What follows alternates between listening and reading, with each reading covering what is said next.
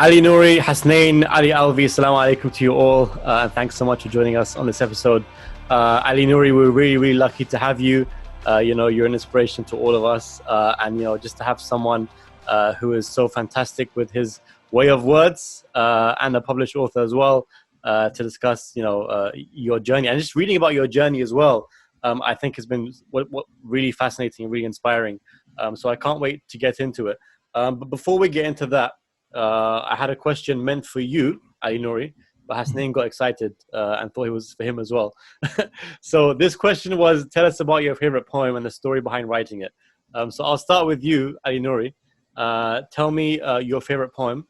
Tell me about the actual poem, what it's about, and your story when it came to writing it and how it came about. Okay, so that's a really good question. I have a lot of poems. Some of my most favorite ones are recently written, but from the book. And this is the poem that kind of opened up my writing to myself. A lot of my writing used to be very whitewashed. Yep, that's the book right there, Rain and Embers. Thank you for the support, by the way. I really appreciate that. Before I answer the question, I actually didn't plan on anybody reading this. I just kind of was happy to create it, and it just kind of blew up after that. And which is really rare for poetry, because poetry, very few people, find success. And I'm happy to say I've connected with the people I wanted to connect with, and it's found a lot of success. So I'm really thankful and grateful. I'm still surprised by what's happening with it. However, back to your question, I don't want to go too much off topic. My favorite poem that I've written is titled Scorched Earth. It's, I think on page 19, I'm not sure, 5, somewhere in the beginning of the book. Now, this poem, I've never written in this style before. It's a personal poem. All my poetry, when I started writing, until I was about 29, 28, was very abstract, very, it was a lot about life. It was a lot about life lessons, but it never had that personal touch to it. It was never my story. So I got the craft of writing poetry down. I got the ability to tell a story on a grand scale, but I never could tell my own story. It was too difficult. And I remember sitting down watching a documentary about food, and this guy was so thankful for his father and everything that his father has given him. And it just gave me this weird flashback while I'm sitting down eating. And I was sitting down with a friend of mine, and I had to run to the bathroom really quickly because I got emotional. I've never been that emotional type, especially in our culture. You're taught not to be. So I felt guilty, weird, and I didn't know how to respond. So I just got up and went, and I hid there for about 2 hours. And I felt these words stir deep inside me. Like they just wanted to come out. And I didn't want them, but they kind of forced themselves out of my body. And I started writing on my phone, Google Docs, which is great, by the way. Everyone should be writing on Google Docs. Anyway, so the poem is titled Scorched Earth. And it's about my father. And it's about the camps. And it was the first time I've written about this in this way. And the first line surprised me. I'll read it later if you guys want, but the whole poem, but I'll read the first line, which is, I found your redemption. Now, a lot of people hold on to trauma, anger. They hold on to these bad experiences from their past. But the first line was, I found your redemption. And because of how he treated my sister now. I have a new sister. She's about 8 years old, love of my life. But he became the father I always wanted him to be. And now we're best friends. And I was afraid of him reading this poem. So I never told him about the book. Somehow he found the book, read the whole thing, bought several copies to share with his friends. And anyone who's read the book knows I have not been very kind to him in this book sometimes. I've been very honest because, again, I never expected anyone to read this. So there's the freedom in that. Yeah. So I remember getting a phone call after he read this poem. And it's the first time I heard my dad cry. And he was apologizing. Now, an Iraqi man to cry on the phone with his son, that's impossible. That doesn't happen. And it just, made me feel, instead of feeling guilty and ashamed for writing this poem about my dad, it made me proud. It repaired our relationship. He's become my best friend. So that's my favorite poem. It's titled Scorched Earth. It's personal, unlike my other stuff. And it really opened the doorway to my other writing, my better writing, if you will. Like the dedication is a poem I entered into a contest and won gold for. And it's a dedication to my brother. And if not for this poem, Scorched Earth, I would not have written this dedication that way, or any of the other poems that Hasnain might enjoy, or some other people who read it might enjoy.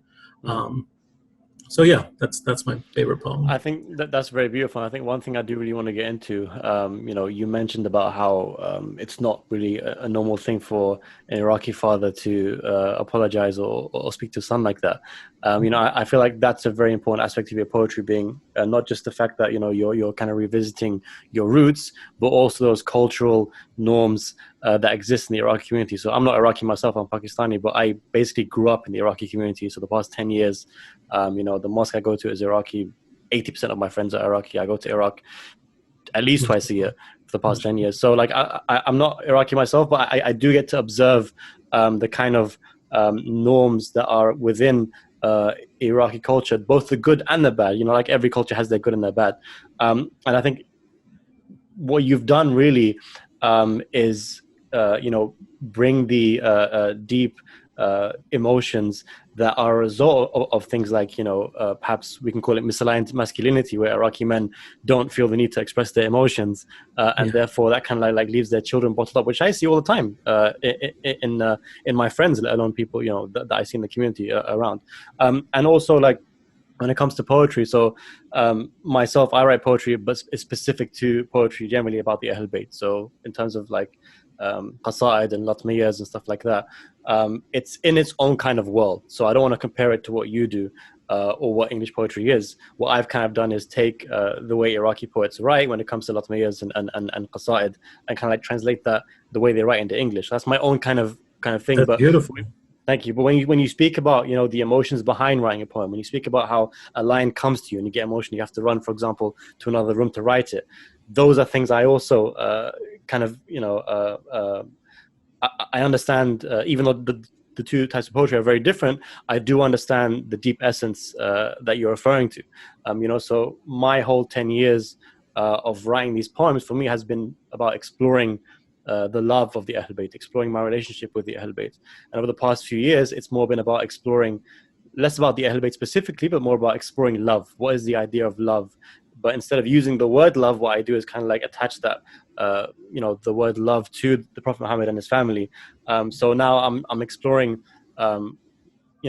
searching for love. What is something which is so pure, which is so perfect, and what I define as Ahl Bayt through my poetry. So I feel like we're all on a kind of like journeys when it comes to our creative arts in searching for different things. Hasnain, I know you're on the edge of your seat. You said you had a favorite poem of yours. Do you want to get into the favorite poem that you had? You. Thank you for No sharing the spotlight here. So I have three poems. I want to talk about today. Well, not talk about. I'm going to mention them. One is Dreams by Langston Hughes. I grew up with that poem. It's been a poem that's been generating in my heart. In the book, there's two poems that I really like. One is The Father of the Dust. It's one of my all-time favorites. And the other one is The Undesirable. What is Father of Dust about? It's about Imam Ali. I figured, yeah. Well, so in Arabic, his one of his titles is Abu Turab. Yeah. Yeah. And so I translated that title, what's a bit what's a mysterious title? What's something that will lure you to read about Imam Ali that's interesting, instead of something that praises him? The Father of Dust doesn't really conjure up images of like something grand or big. It's like, who wants to be the Father of Dust? But I remember writing that for a contest for an Iranian poet. So on this website, there's a website called All Poetry, and it's where I started writing. People host contests, and I never really liked the idea of entering contests when I started writing, because I thought it shapes your writing, it shapes the audience for you, it changes your poetry. So I've always avoided it. But when I saw there was this contest about Imam Ali, it blew my mind, and I had to see if that love really does exist inside me, right? Because we're all faithful, we all believe, but how much of it is taught? How much of it is just belief for the sake of belief, to have something to hold on to, and how much of it is real that can be explained, and what does it mean to you? So The Father of Dust is about Imam Ali, and I try to summarize everything that I know about him into a few lines, which is really difficult. How do you summarize Imam Ali in a few words? Yeah. Hasnain, do you want to? Actually, Hasnain, before you finish, Alvi, let me ask you this. I know you're not a poet. I know you're not a writer. You're more of a businessman. But I think one thing that is so beautiful when it comes to us, all of us here being Shia Muslims, and Nuri will get into. We spoke before we started about being a Shia Muslim writing poetry. Alvi, I think what's interesting is that when we grow up, poetry is all around us all the time. We hear it in the form of, for example, people on the pulpits, giving lectures. We hear it in the form of azadari. We hear it in our homes. We hear it everywhere. Poetry is a big part of Shia culture. What relationship, would you say you have with poetry, growing up, around Shia environments? Well, obviously going to the lectures and listening to poetry growing up, that's one relationship that I had, because when you're listening to a lecture of a sheikh, obviously he's going to be very cut and dry in many ways. But when you have someone go up there and do either spoken word poetry or any poetry, that connects with you in a different way than actually just listening to a lecture. So I have that connection as far as poetry. But something that you guys don't know is I actually used to write, and I had a book about this thing. Sorry, I'm so sorry I offended you by saying you're not a writer. The problem with Ali Alvi is that he hides these things. He hides the things that he does, and then you only find out years later. Tell us about your writings, Ali. So it wasn't about religion. It was just regular poetry. I don't think I've ever written a religious poem. It was mostly just about love and people and different things. And I was doing that a little bit out of high school into college. And then at some point I lost my book and I stopped writing after that. So you have no access to the poetry that you wrote? No, I lost the book. I was moving somewhere and I just lost the book. So what was it that brought you to write poetry? Let me ask you that. I don't know. I don't know. I mean, you guys obviously are professionals at it. You've been doing it for 10 years. So Nuri has a book out. But mine was more so as a hobby. And at some point, I decided to start writing. Wrote one poem, second poem, and next thing you know, I had a little book going. But I can't tell you, okay, at this particular moment, I thought about, writing a poem, and then that's when I started writing it. I don't. I think Ali Nuri will agree with me. And as you mentioned before, it's just about having that kind of deep emotion inside you that you have to express in some way or form, right? And people express that in different ways. This whole podcast is about different forms of arts. All kind of arts are forms of human expression, which is why in many cases we find them to be beautiful, right? I think poetry, what's so unique about it is, it's not visual. It's not a painting. It's not a film or a movie. It's mere words, but with those words, you're being moved into kind of like dragged into a world that the words themselves are trying to build. Hasnain, tell me the last poem that which is your favorite. I think it was called The Undesirables, that one is basically, and correct me if I'm wrong, but that one's talking about the struggles of the Iraqi people under Saddam. And it was really beautifully written. And that was something that also, as somebody who's been to Iraq with Alvi, he was my roommate.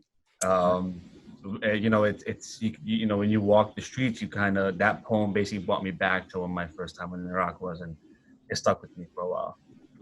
I think that's a nice segue, Ali Nuri, to my next question, which is about your connection with Iraq. But before I get into that, I think let's go back to the beginning. Let's go back to your story.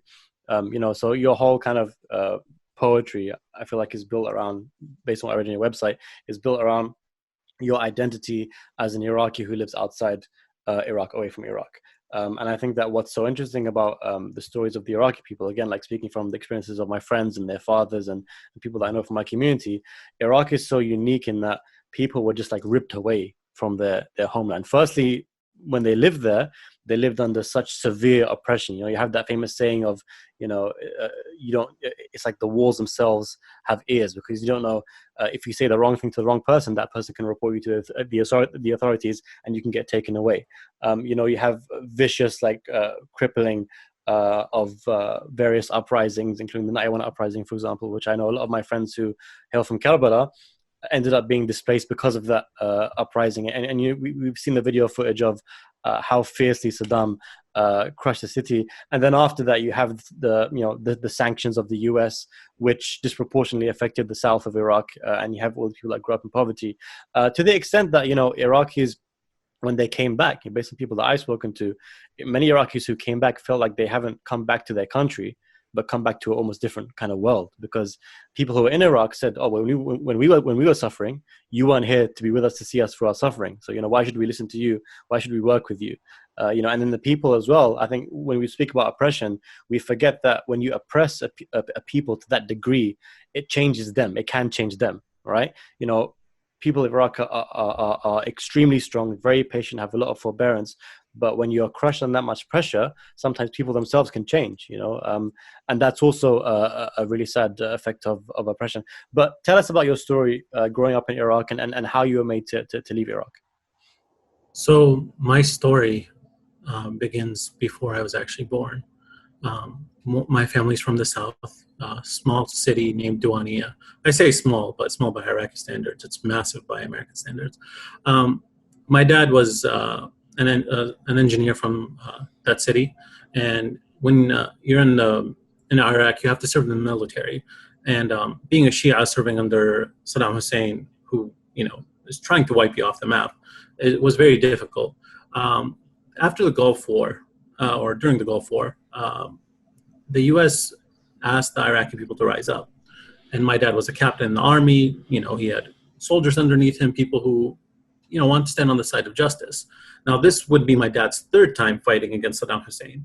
The first two times, he was 17 years old and then in his 20s. But this last time, he was about my age. And this is problematic because he's well known. He's a captain, he has authority, and there's not that many lieutenants from Diwania.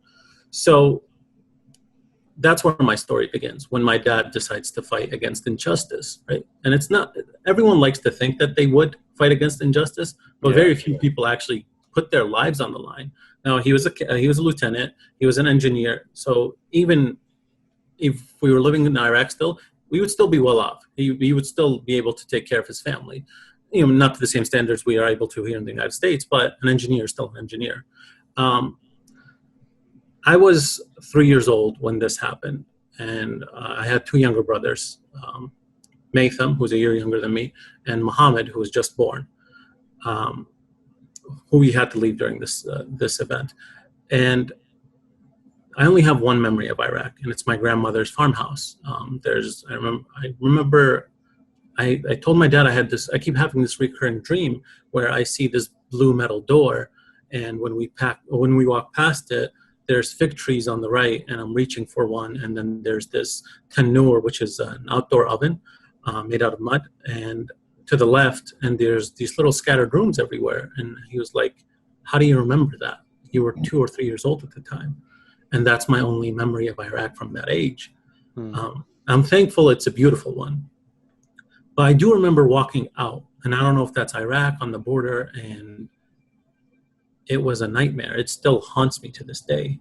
And you think with time that it would go away.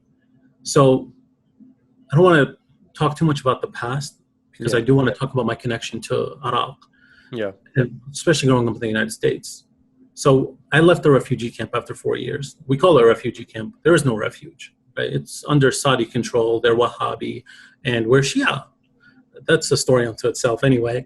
So we leave this place, and I think this place that's meant to be refuge, a sanctuary for these broken people, and we leave and we have this new hope, right? We're going to America. Everyone who's lived outside of America, that's never experienced it, that doesn't live here, this is the dream, especially in the 90s. You think this is the place you want to be. My future is in my hands. I will become unstoppable. I'll become successful. I'll live the life I want to live. That's not true. Especially for a refugee, especially for Iraqi. After the Soviets were, after the Soviet Union collapsed in 91, they needed someone new to focus on, to distract them.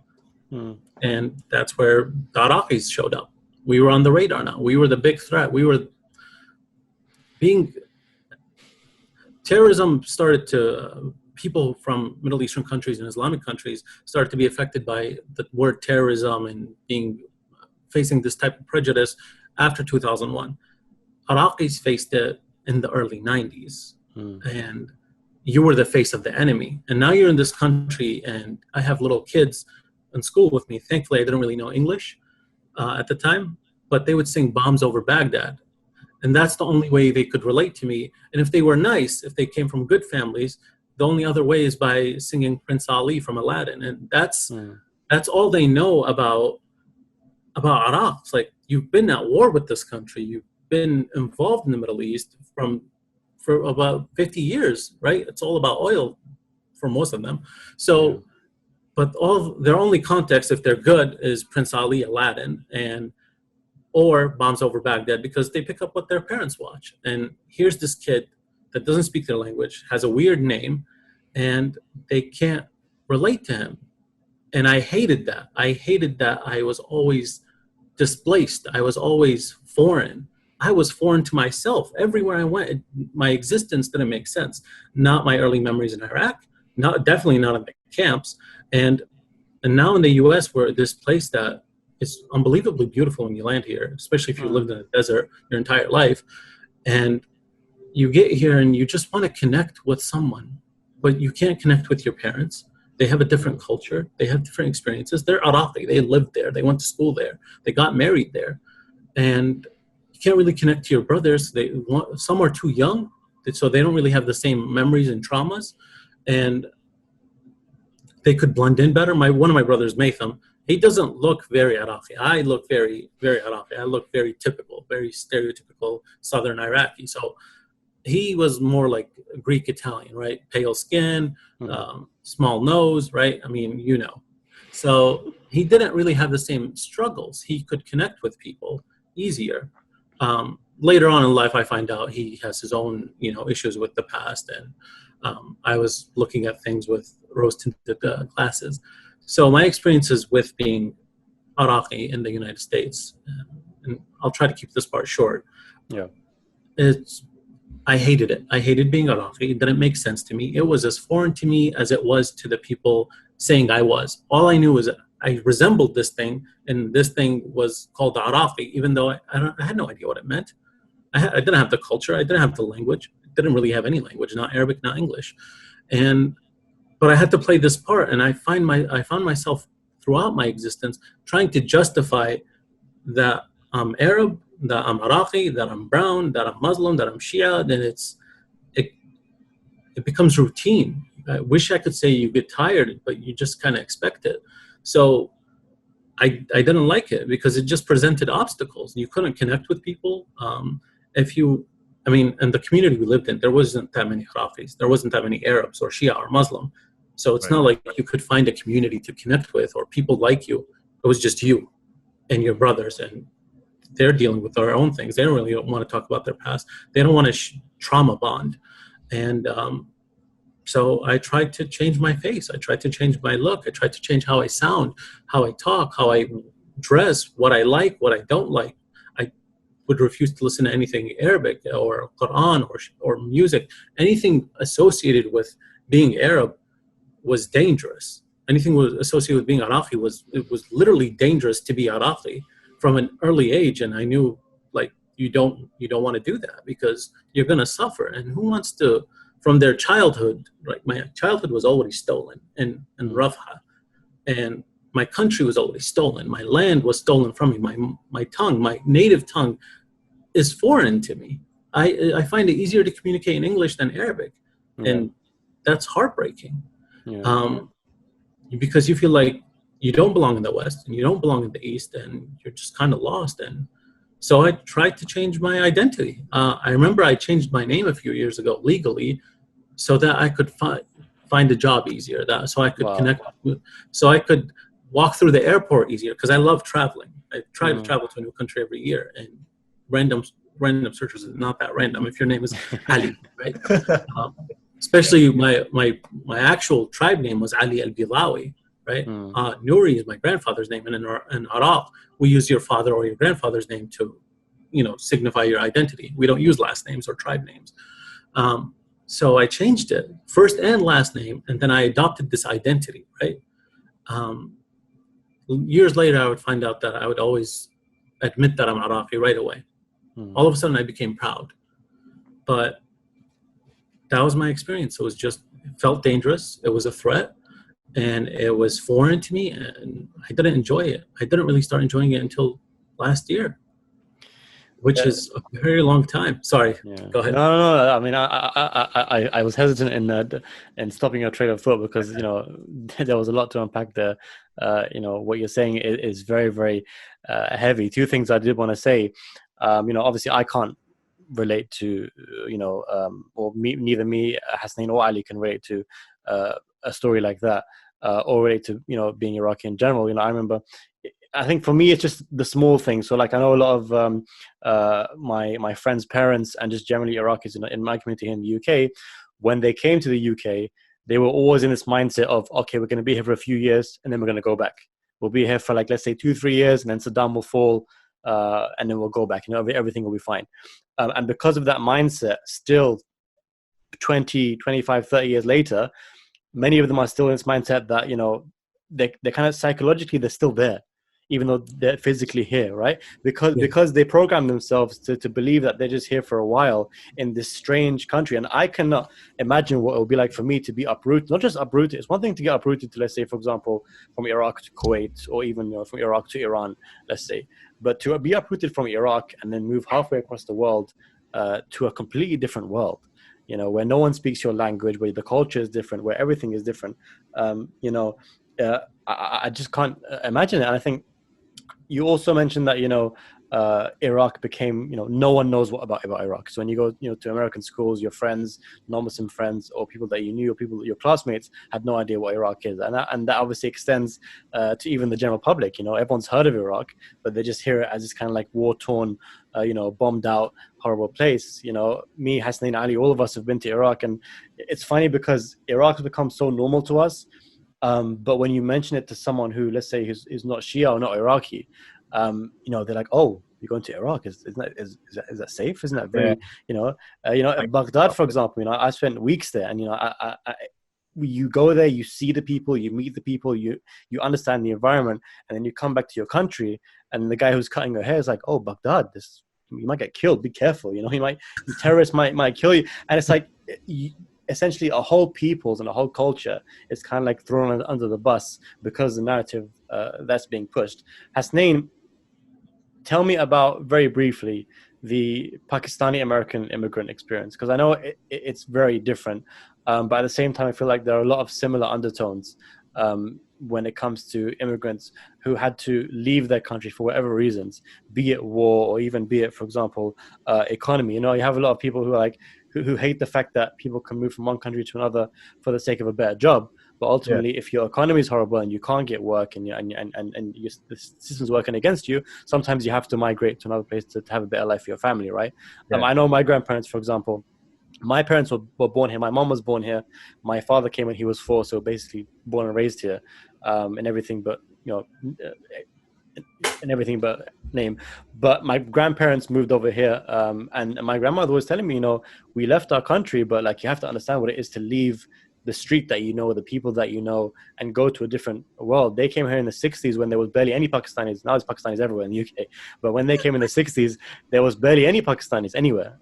So I can't imagine what that would be like. So Hasnain, tell me about the Pakistani American immigrant experience and how it, and what kind of effects it has on your generation who grew up in America. Yeah, so for me, when my parents came to America, before leaving Pakistan, obviously, my father left Pakistan, for a better life. He ended up in Hong Kong for about 10 years where my siblings were born, because the trade route at that time was better. And then my other families moved to the UK. So from my family, my father and my mother were the only people from their family to come to America. So, I'm first generation born. And I was born here and my siblings were born in Hong Kong. So we kind of had that gap. But growing up here, it's very similar. Their mindset was, we're going to be here, we're going to save up some money, for 5-6 years, and we're going to move back because, Pakistan is our home. They know our language. Your life's going to be easier. They have great schools there, this, that, and the other. Obviously, that was the mindset. And then once, I settled and we settled here, and I started growing up in Queens, New York, like Ali Nuri's story, I didn't know anything about who I was or like my culture. And matter of fact, like it was scary growing up. It was like, all right, why do we do this? James doesn't do that. Corey doesn't do that. Like this is kind of weird to me, No, I'll be honest with you. And growing up I had the same experience where like, I didn't relate to, my identity or my culture or even my religion at that time, because for me, it was just, I was more influenced by the culture of like, for lack of a better term, like the street culture around where I live. What's everybody doing? What's everybody hanging out? What's everybody wearing? What's the fashion? Who you're hanging out with? All that really mattered to me because that was my community. It wasn't the mosque or it wasn't my family. That was my community. It was my friends who was that community. So for me growing up, it was a struggle. It was difficult. And then, I was the only, kind of South Asian looking kid in school full of, African Americans and Hispanics. That's the neighborhood I grew up in. So for me, trying to fit in was, difficult. And sports came, I was really good at basketball. So I fit in with a lot of my friends at that time who were African Americans, and I grew up in that culture, and that was my family. Then, it was tough because I didn't really learn like my language, like how Arabic was foreign to you, Urdu was foreign to me, Punjabi was foreign to me, Arabic was foreign to me because in my household my mom does speak a little bit of Arabic, the Quran and stuff like that. It was all foreign to me. I didn't really care about it. I actually started learning Spanish more because of just my where I grew up in, because I was catching on to more. It's more of a cultural thing. It's more of like, my homies, speak them in Spanish and anything else. Mm-hmm. Then 9/11 happened and my world flipped. Nobody was talking to me anymore. I didn't want to go to school. I didn't know what the heck was happening. Things just flipped for me. And then I think towards the end of high school, when I had the identity crisis of who I am, it was kind of different. It was difficult because now you have to reinvent yourself. You're heading into college, and the college dream is like, my son's going to college, he's gonna get an education. This is what every parent wanted. But the thing is, there was no like that mental space wasn't there. It was just like, I'm going to college to get a degree. I had no idea who I am. What am I doing? What am I going to do? And my parents were even pissed beyond that because I wasn't becoming a doctor, and I told them no. And they were really upset about that. So for me, it was very difficult, and a lot of my peers, a lot of my fellow Muslims who were born in a big city like New York City, in like Queens and Brooklyn and the Bronx, kind of had the similar ones. And now I'm meeting more of them, and our stories are the same. Where our parents came here, and it was basically you have to reinvent the wheel because you don't know who the heck you are. Yeah. And eventually, as sad as it sounds, but I'm also grateful for it. You kind of, when you grow up and you become wiser, you kind of understand. All right, now I know what I'm doing. Now I know what am I supposed to do. I have some sort of sense of who I am growing up, and I got closer to my faith because of that. Came in, started acting, have a career, have the freedom to now do whatever I want. So it's just, it's a struggle, but at the same time, once you go beyond that phase or that stage, that big 10 to 15 years of your life, I think after that, things just settled in for me. Yeah, I think that search for culture is definitely the story of every person who grows up in the Western world, especially our generation, who are the first generation most of the time to grow up, right? I know for me it was especially difficult because my grandparents came here, the Punjabi on one side and Pakistani on the other, and then what's interesting is that because my parents grew up here, we grew up at home speaking English. My parents were very, very English. We ate Pakistani food, but we were English. On top of that, I grew up in a predominantly Sunni Sufi family. I embraced Shia Islam, when I was a teen. And when I embraced Shia Islam, I entered the Iraqi community. So as a result, I kind of latched onto that whole Iraqi which has now become a huge part of me as well, to the extent that when I go to Iraq, I fit in way too well. A lot of my friends always talk about the fact that when I go to Karbala, they can't differentiate between me and people who live there. And even people who live there, sometimes, I remember there's this really funny story that one time I was in a ring shop, and I was speaking to my friend who owns the ring shop, and there was a third party standing there. He looks at me, he goes in Arabic, "Where are you from?" I was like, "Oh, sorry." And then before that happened, I started speaking English to someone else. And then this guy looks at me, he goes, "Where are you from?" I was like, "I'm from London." He's like, "But I always see you here. I thought you lived here." Someone who lives in Karbala. So that has become a crazy part of my identity. And what's sad about it, what's fascinating about it is that I don't speak Urdu, but I speak Iraqi Arabic amazingly. So, and what happens then is that I have Pakistanis who come up to me and say, "How dare you not speak Urdu? How dare you not understand Urdu? You know, are you ashamed of your identity and your culture?" And for me, it's like, well, yeah, like, how dare you, bro? But the thing is, for me, it's like I'm a product of my circumstance. Like, this is what, you know, I didn't choose the kind of experiences that I went through. That was given to me. You know, I would love to understand Urdu. I would love to learn Urdu, but I don't.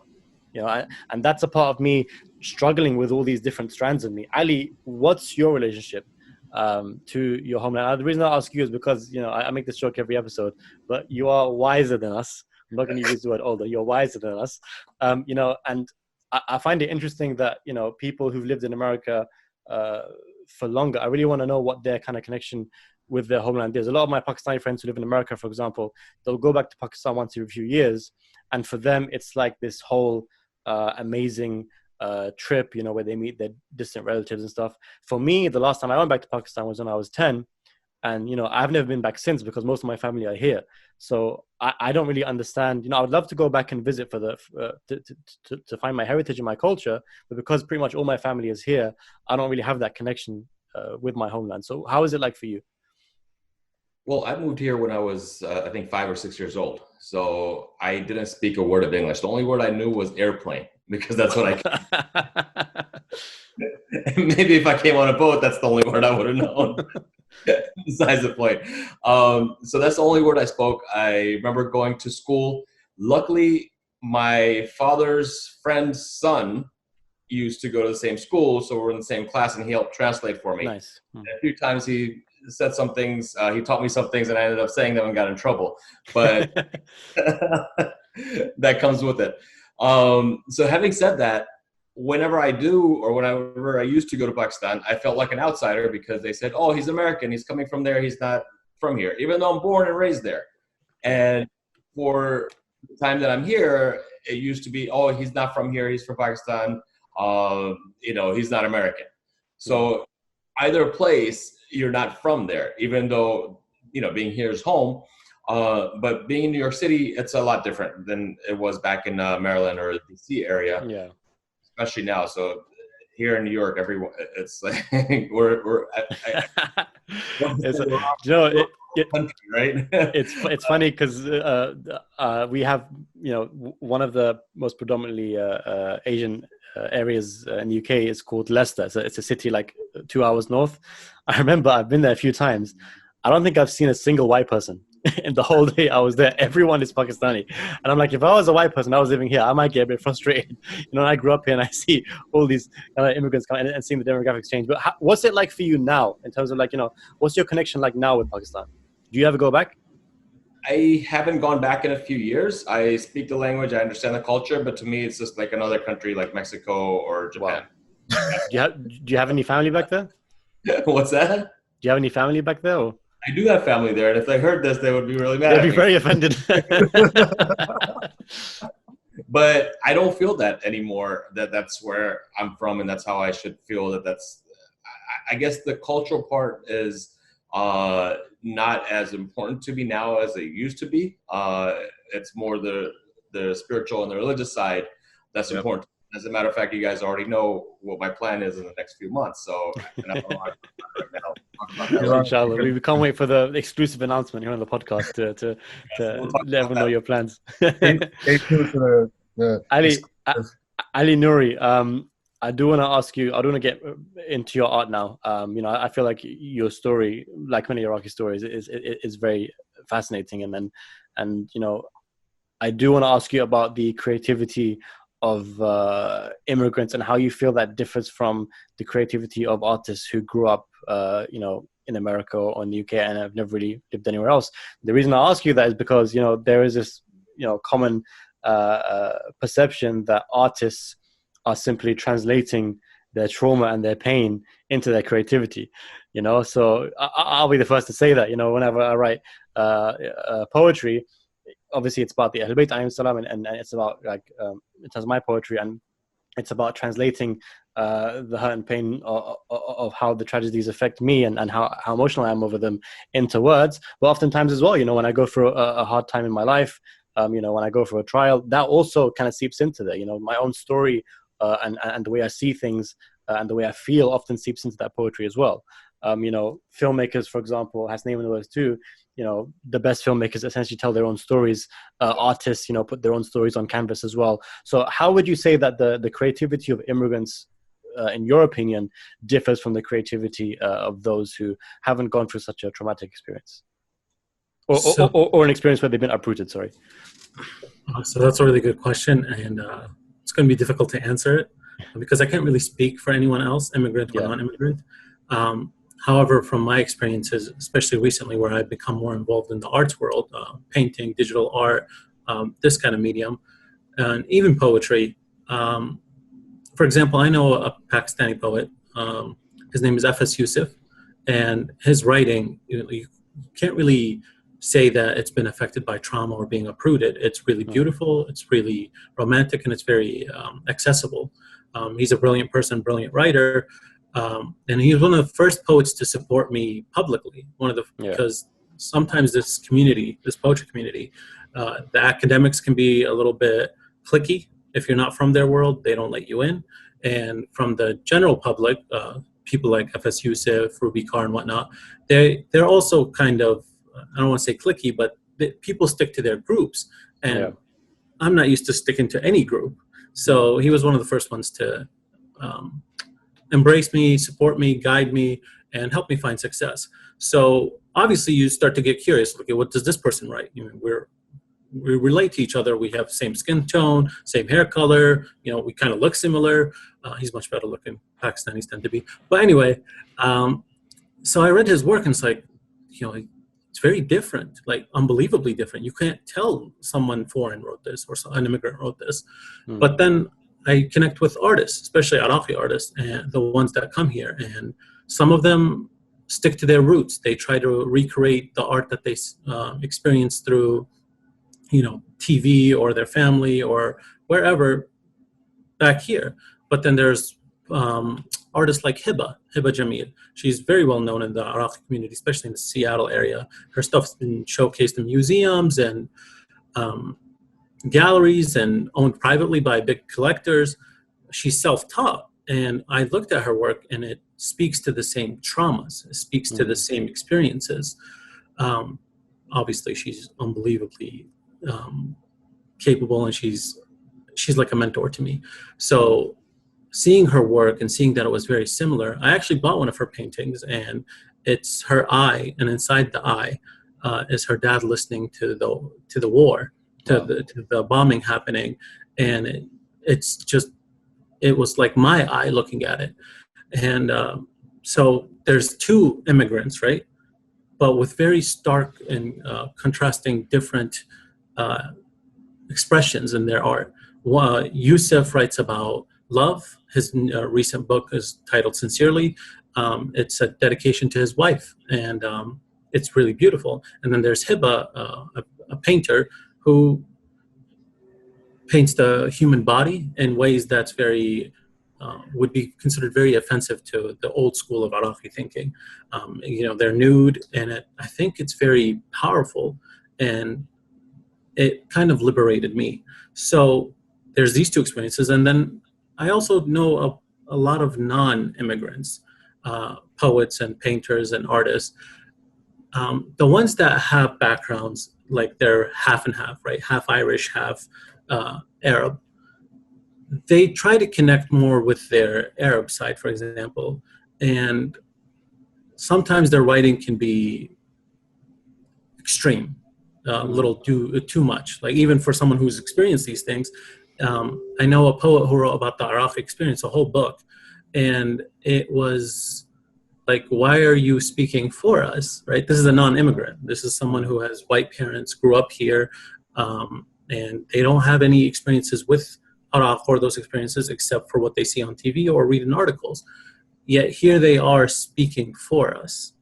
I wouldn't do this to a Pakistani. Like, I want to speak about your cultural experiences. So it was really, it felt like someone was giving us a voice, but at the same time taking it away from us. And then there's other Americans, white Americans, who their art tends to be more flowery. For the ones I experience, I can't really speak for a whole community because it's, I mean, Americans are unbelievably talented. But the ones I've experienced, it tends to be more hopeful. If I'm dark, they're light, right? And it kind of feeds my soul with positive images and poetry. And on the writing aspect of it, I grew up with a lot of white poetry. Walt Whitman, Robert Frost, because they don't teach Arabic poetry. They don't teach Arabic poets. They don't even teach poetry in general sometimes. So on this community online, allpoetry.com, everyone's trying to be Charles Bukowski. I don't know if you've heard of him, but he's just an angry white guy writing, right? And I mean, people love him. They adore him. They think he's the greatest poet to ever exist. And honestly, it's crap. It's just angry white writing, and like there's no justification behind it. I can't believe I just said that out loud about I'm going to get crucified. But as a poet, I know it's recorded forever now. It's in the books. Yeah, that's great. That's really reassuring. I respect his struggle in the writing world. Right, it's the struggle trying to make it as an artist. But I don't respect his writing that much. As a medium as a whole, even though I own a few of his books, because I don't want to judge anybody before I really dig into it. So I own his writing and I read a lot of it, and a lot of people on this website tried to emulate it. And it was just very frank and direct, and there was no poetic taste to it. I'm not saying poetry has to rhyme. My poetry does not rhyme. But there is, you talked about how you were inspired by latmiyat and qasidas. Those were the poems that affected me. That's the type of writing that influenced me. That's where I learned poetry. To me, those are poems. So there's a rhythm to it. There's a flow to it. There's a message behind it in each poem. Or each qasida, each latmiya. It's trying to evoke an emotion, and it's also trying to tell you a story, something you can learn from. You know, whether it's talking about sacrifice or love, right? Yarih al-Habu Yaquddini is from a latmiya, and it's basically, that's about love. It's like, I wish I could go with you, like I wish the breeze would carry me to you. And I tried to find something that replicates that in the English language, whether through art or sound or poetry. There's nothing like it. I would listen to Urdu poetry or Farsi poetry or latmiyat, and even though I don't understand it, you can feel the emotion, right? And it's like, okay, so we're capable of this. Humanity is able to do this. So why is it missing in English poetry? My favorite poets now are people of color, but Iraqi poets are, like, I used to hate anything to do with Iraq. You have to understand. For 32 years, anything to do with Iraq, I didn't want it. And then one day I just picked up, someone recommended an Iraqi poet to me, and I picked it up. And it's not like I found myself in it. No, it was just the style of writing. It's like, it hits you differently. It wasn't relatable to me at all, but the way they weaved words, and this is a translation into English, by the way.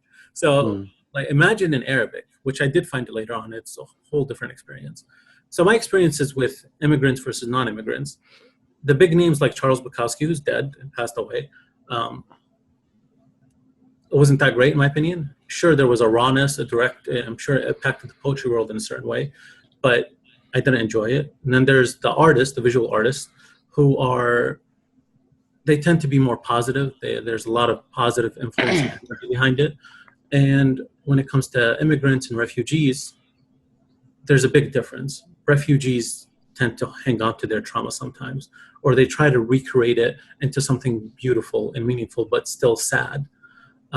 Whereas immigrants, sometimes that sadness is missing, or it's not as extreme or in your face.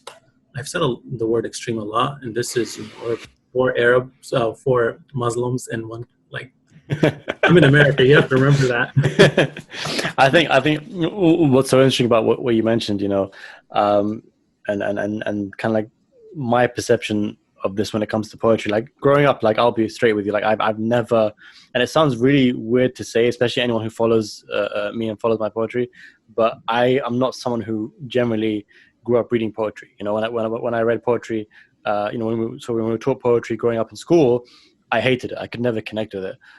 It was only really, for me, only Latmiyas and Qasaid that kind of, and still till today, that affect me and move me.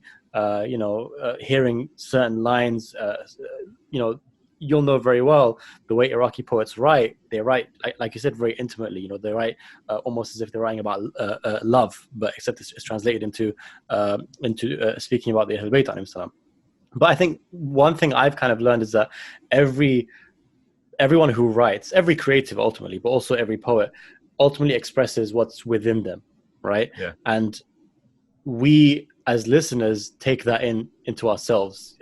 So for me, it's just about whether those two hearts kind of vibe or not. You know, the poet that you mentioned, you know, you might not like his poetry, perhaps because you wouldn't get on with him if you met him in person, for example. I don't know, but I feel like that's what it is. You know, we're all sharing bits and pieces of ourselves. You know, we're all sharing parts of ourselves.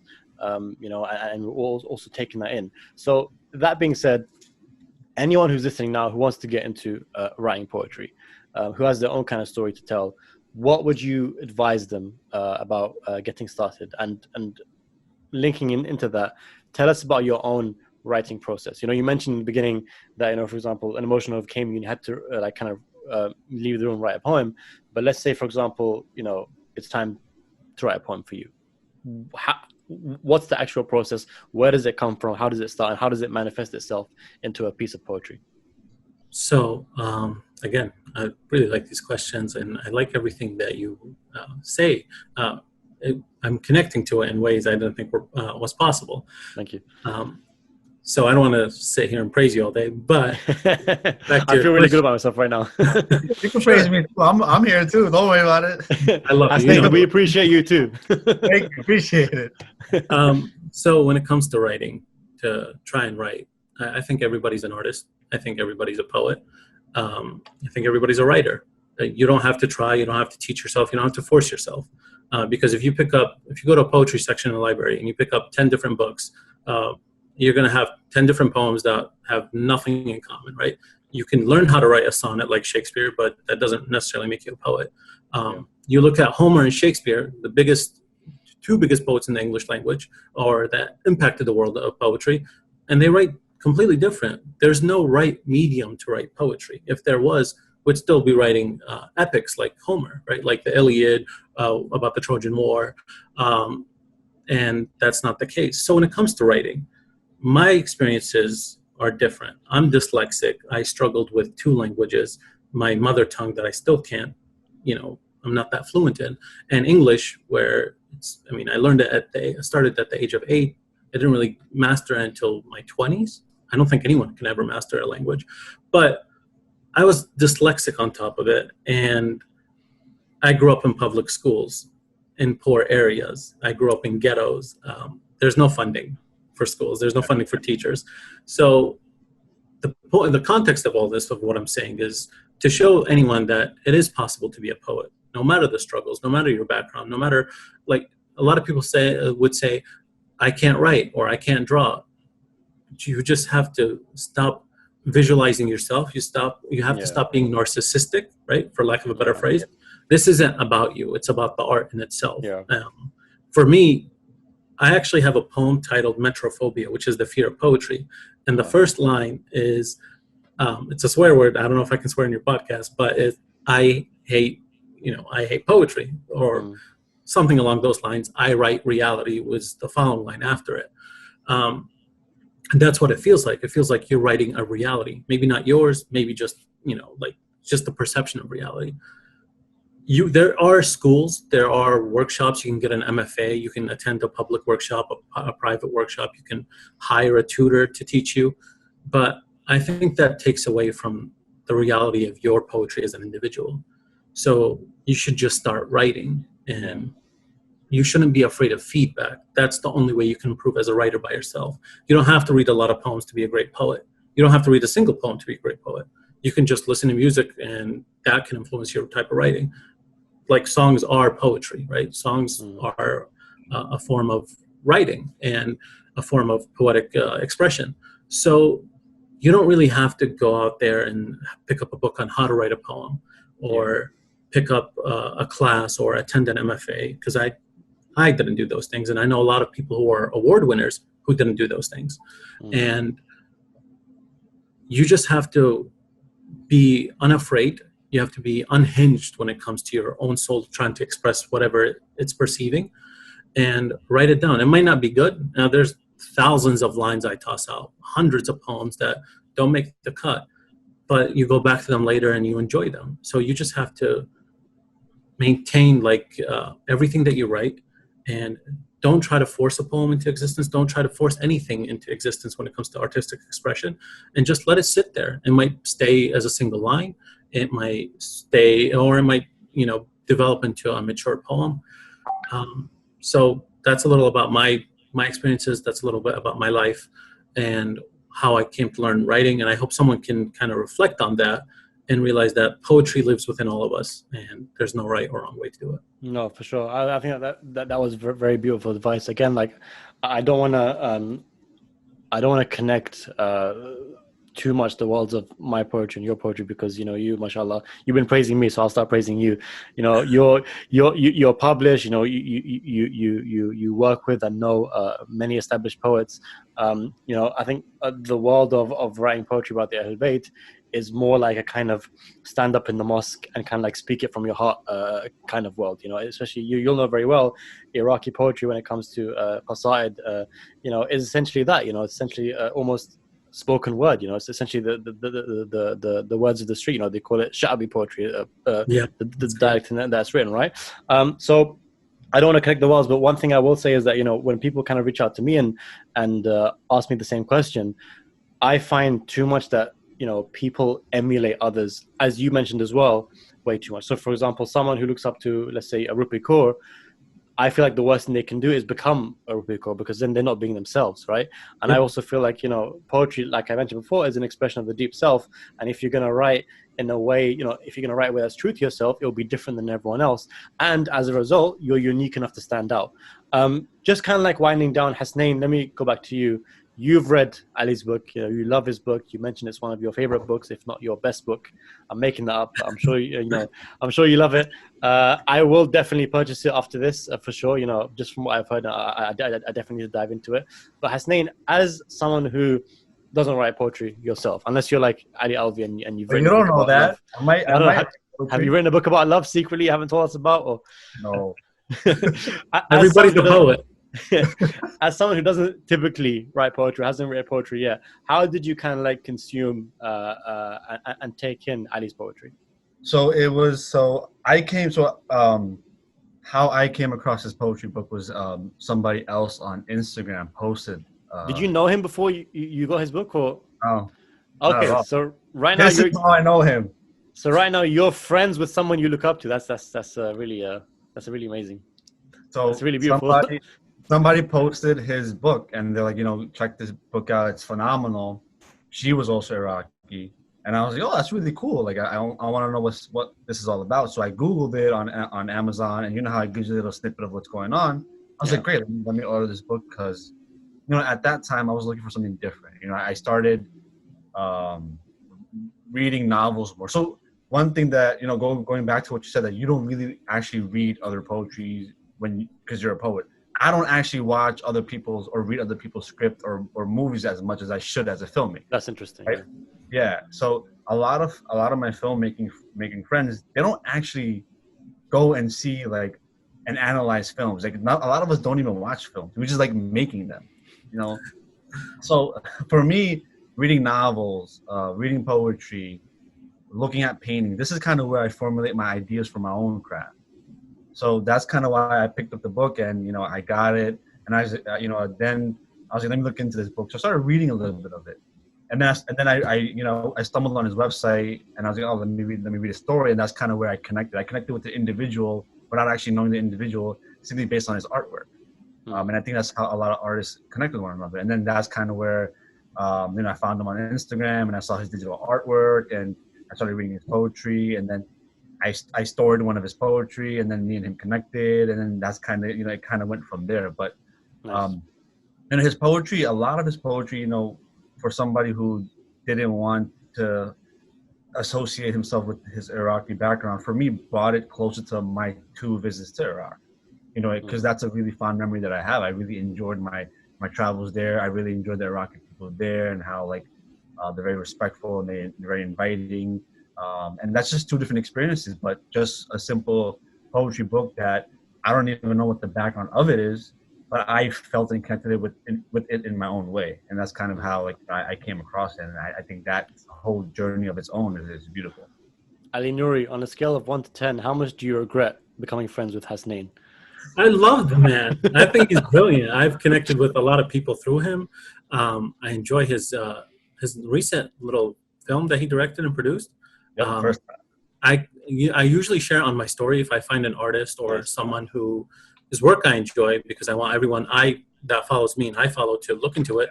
But then I also share directly, right? Not just on the story. I send it to people and we'll talk about it. So I remember talking about his.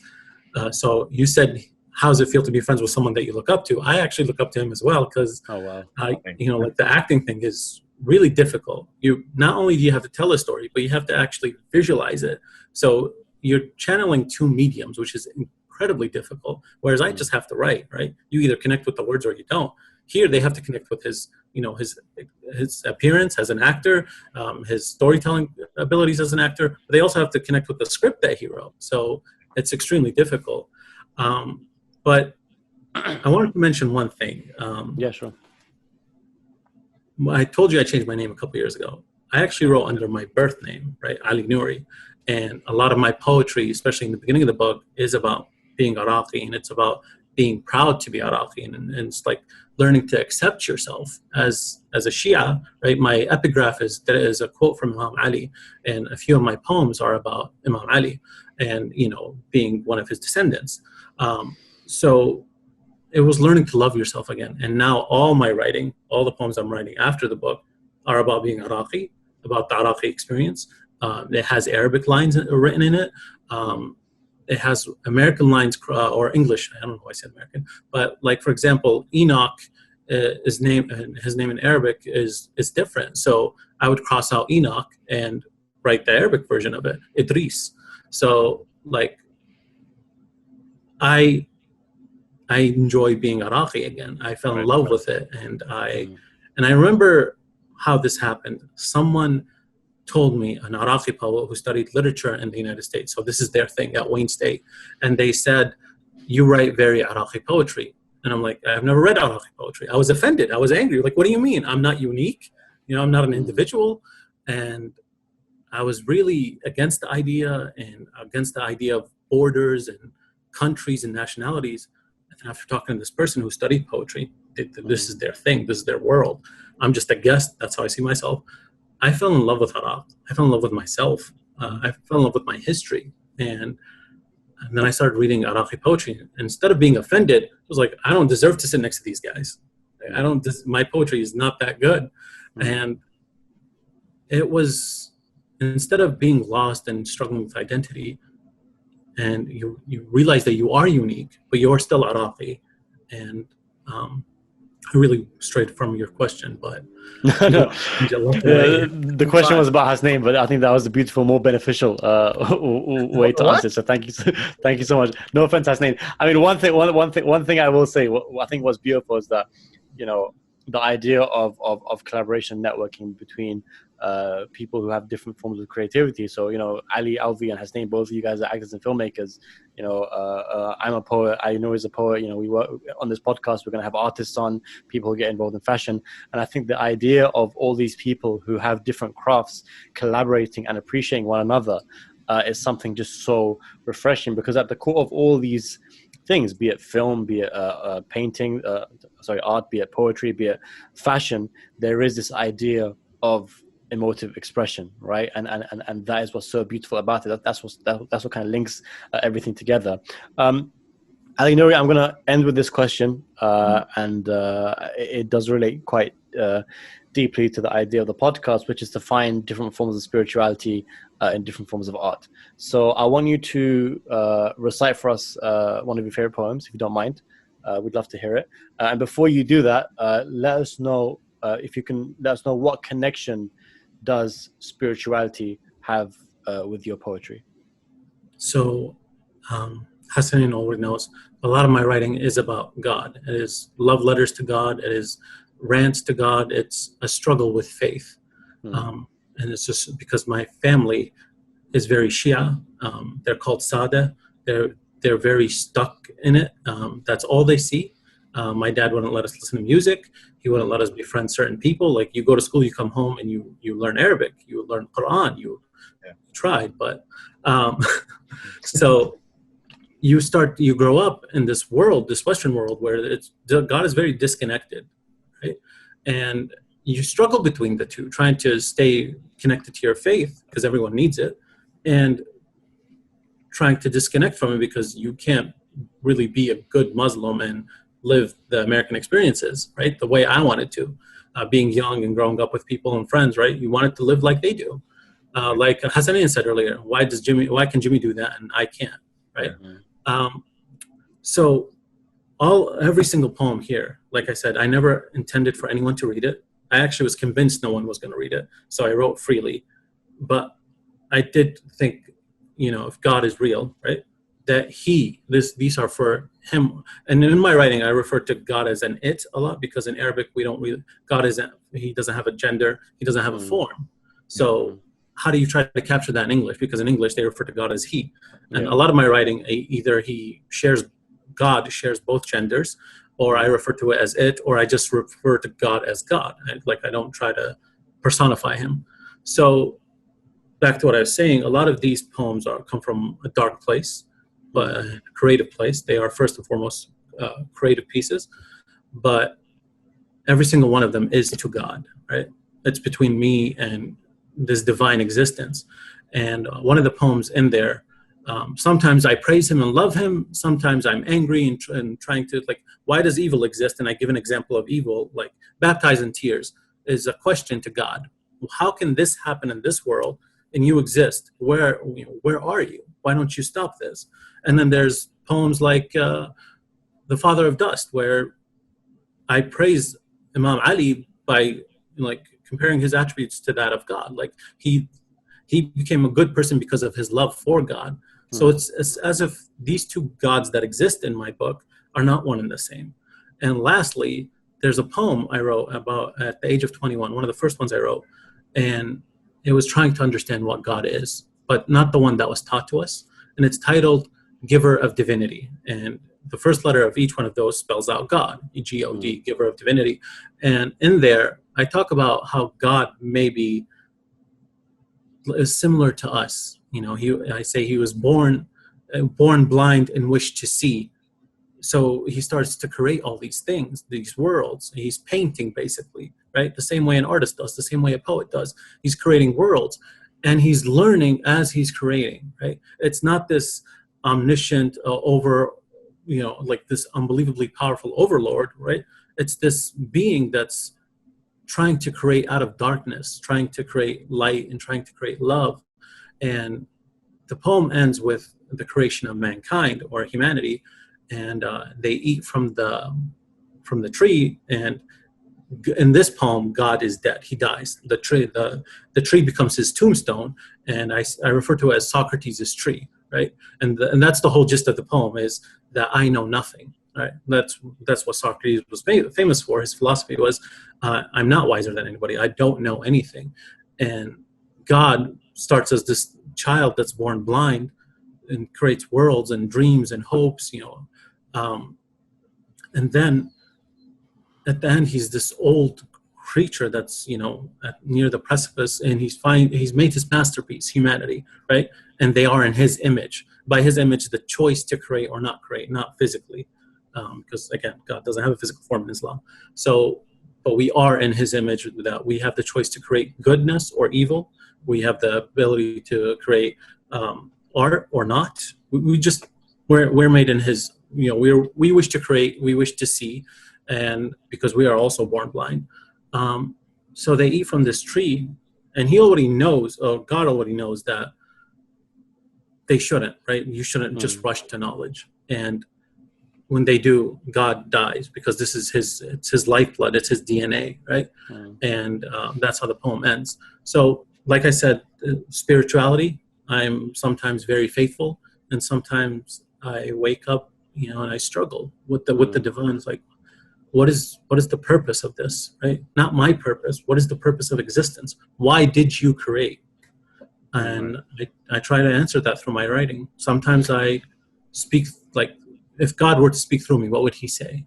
Or what would it say? So yeah, I hope that answers your question. I think what's very interesting, even for example, like the poem you mentioned, I feel like a lot of people might get offended and say, like, what do you mean, like, God is dead? What are you trying to say? But I think it's more a sense of you exploring your faith, and exploring it through your creative art, which I think, is something that we all do in our own creative arts. None of us here are, we all have different struggles with our faith, and ultimately sometimes that does seep through into our art, and perhaps that is one of the most beautiful ways to ultimately reach God is through our art, right? I remember a few episodes ago, me and Hasnain, we were talking about, this is going off in a bit of a tangent.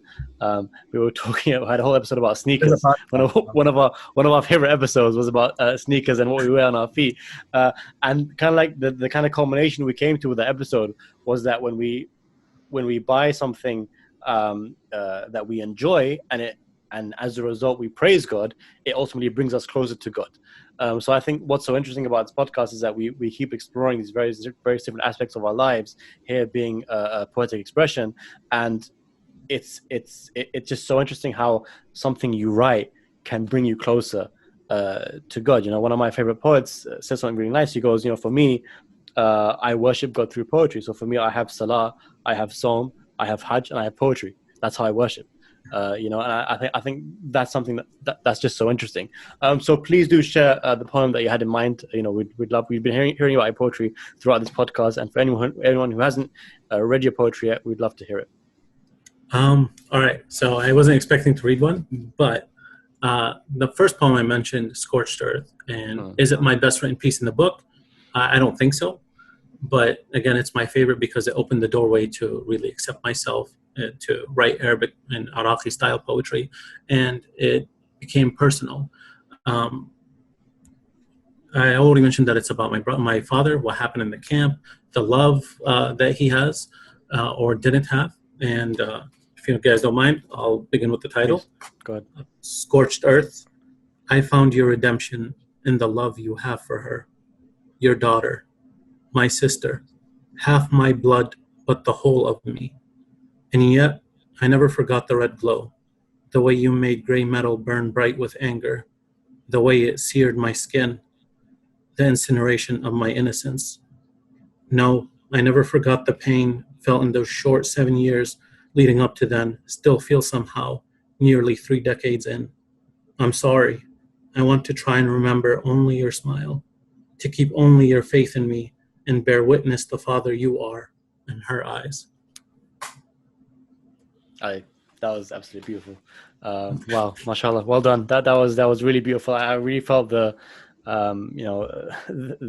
pain in your experiences, and I know we've been speaking a lot about trauma and pain, but I think what ultimately comes out of this trauma and pain, which is evident in your poetry, is beauty, right? And I think that's definitely a lesson that we can all kind of take on board. It's been an absolute pleasure to have you on this podcast. If anyone wants to reach out to you or read your poetry, where can they purchase your book, and where can they reach out to you? It's actually, thank you for mentioning that. They can find it everywhere, literally in every bookstore. If they don't have it on the shelf, which most places don't carry poetry on the shelves unless it's selling thousands and thousands of copies. But they can order it for you, whether it's an indie bookstore or like Waterstone, I believe, is in the UK, or Barnes & Noble in the United States. It's available on Amazon, book depository. I know I have fans in Japan, in Australia, Moldova, Italy. Surprisingly, though, they can't get it in Iraq, and that's really you can't buy anything in Iraq. That's the problem. We have to wait for the Chinese bootleg version to get imported to Iraq, then they can finally read it. And I don't want to have a Kindle version, because when I wrote this book, I went and I felt the weight of every book that on my bookshelf and library. I looked at the height, the font, the size, the page length. It had to feel a certain way. It had to look a certain way. It had to be a certain height, width. And when you try to make a Kindle version, because one did exist, you lose all that. I spent 3 weeks locked in my bedroom, 8 to 8, printing out about 2 printers. And I printed out every single font that you can download off of Google and Microsoft Word. And I went to a friend of mine and I said, it's the same stanza over and over again. I said, pick this one or this one. And they're like, they look the same. So it's available everywhere except online, Kindle, because all those little nuances besides the writing that goes into it, the book cover, the weight of the book, the length of it, the height, right? The page breaks, how the page color, everything it wasn't just writing. The whole thing had to be complete. So if you want a copy, they're everywhere on Amazon. And if you can't afford one, I'd be happy to send it to you, because this is not about money. Alhamdulillah, I have a great job. So this is just about sharing my art with people. And when people connect to it and they find a sense of themselves and become inspired, that's the most important thing to me now. So thank you for asking that. And I hope you enjoy it if you ever pick it up. Beautiful. Ali, I will indeed purchase it. Thank you so much once again. Thank you.